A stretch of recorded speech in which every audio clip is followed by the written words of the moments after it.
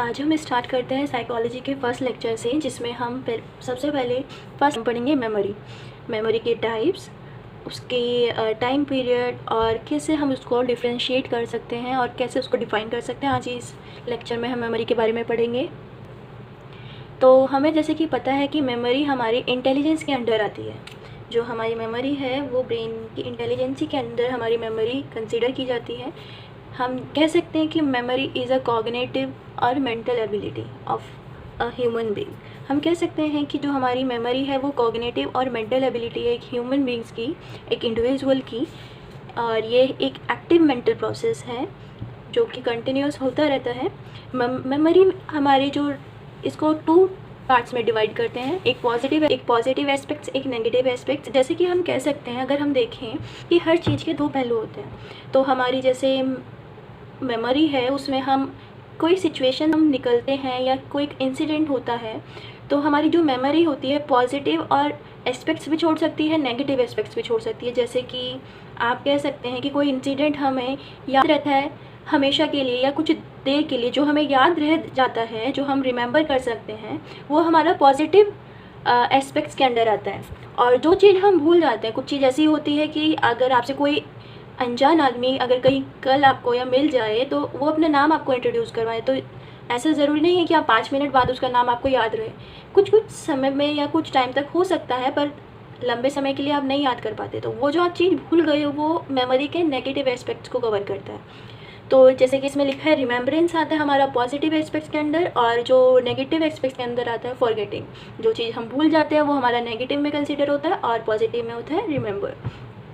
हम रिमेंबर ना एक मेंटल प्रोसेस है जिसमें हमें स्टोर करना पड़ता है, रिकॉर्ड करना पड़ता है, रिटेंशन, रिट्राइवल, ये सब इसके अंडर आता है। तो हम इसमें अभी ब्रीफ इंट्रोडक्शन इसका करते हैं। जैसे कि हम देखते हैं कि स्टोरेज और रिकॉर्ड क्या होती है। अगर हम फ़ोन में भी किसी चीज़ की रिकॉर्ड करते हैं तो वो कुछ एक कंटेंट होता है हमारा, जो कि हमें यूज़फुल हमारे जो ब्रेन है तो वो भी एक हमारे रिकॉर्डर की तरह ही है, जो कि कुछ समय के लिए, लंबे समय के लिए या रिकॉर्ड नहीं कर पाता। तो ऐसी चीज़ अगर हम कोई स्टोर करें मीनिंगफुल तरीके से, अंडरस्टैंडिंग के साथ, कॉन्टेक्चुअली, और तो वो हमारी रिट्राइवल और रिटेंशन में कवर होती है। कुछ होता है हमारा रटिफिकेशन, रॉटर विदाउट कॉन्टेक्स्ट, जिसमें हम सिर्फ रटिफिकेशन करते हैं, हमें याद नहीं रहती वो चीज़, ना हम समझते, समझदारी के साथ हमें उस समझ के याद नहीं करते। हम सिर्फ एग्ज़ाम देने के लिए हम ज़्यादातर इस चीज़ का यूज़ करते हैं। एग्ज़ाम में हम बस पढ़ के चले जाते हैं, चाहे हमें मीनिंग नहीं पता, बस हमने रोड लर्निंग की और एग्ज़ाम दिया, देन हमें कुछ नहीं पता उससे रिलेटेड। तो अगर हम देखें कि जो हमारी स्टोरेज मीनिंगफुल, अंडरस्टैंडिंग और कॉन्टेक्चुअली तरीके से होती है, तो वो हमारी long term retention, long term memory की तरह पाई जाती है, और जो रिट्राइवल है ईजी और इफ़ेक्टिव होती है। तो हम अभी ब्रीफली इनकी डेफिनेशन देखेंगे। जो हमारी रिटेंशन है, रिटेंशन में आप देख सकते हैं the fact of keeping something in one's memory.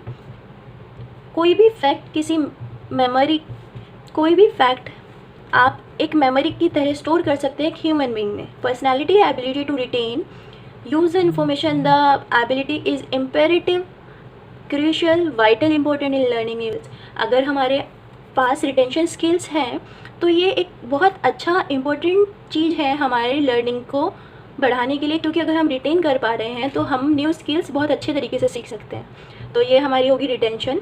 इसकी मैंने एक सब नोट दिया है, the to retain information depend on several factor. वो फैक्टर कुछ भी हो सकते हैं, such as intelligence, familiar with the basic subject matter. Retrieval की अगर हम डेफिनेशन देखें कि retrieval is a process in which information your memory can be recalled, जिसमें आप अपनी मेमोरी को रिकॉल कर सकते हैं information concerning events, images, feeling stored in our memory. अगर हम कोई भी चीज़ रिकॉल कर पा रहे हैं तो वो हमारी रिट्राइवल मेमोरी में आता है। जैसे कि आपने कोई एग्ज़ाम दिया और वो आपको वो क्वेश्चन आपने अटैम्प्ट किया, अगर आपसे मैं वो अगले दिन पूछूं तो आप उस क्वेश्चन को रिकॉग्नाइज़ कर पा रहे हो, रिकॉल कर पा रहे हो, तो आप मुझे आंसर दे सकते हो। तो जो ये रिट्राइवल है इसमें 2 कंडीशन आती है, रिकॉग्निशन की और रिकॉलिंग की। जो रिकॉग्निशन एंड रिकॉलिंग हम एग्जाम्पल के साथ पढ़ते हैं। रिकॉग्निशन को सबसे पहले देखते हैं।